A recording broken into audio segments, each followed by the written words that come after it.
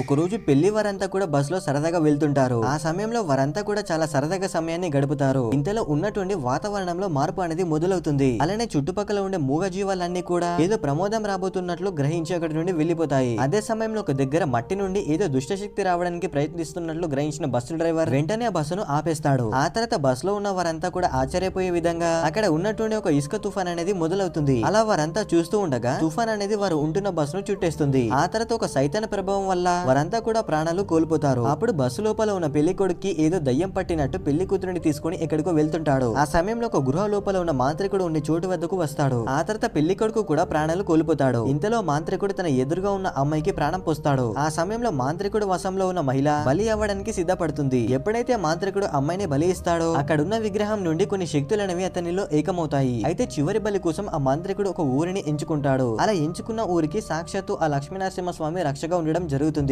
వీడియోని లైక్ చేసి next part కోసం కామెంట్ చేయండి ఫ్రెండ్స్.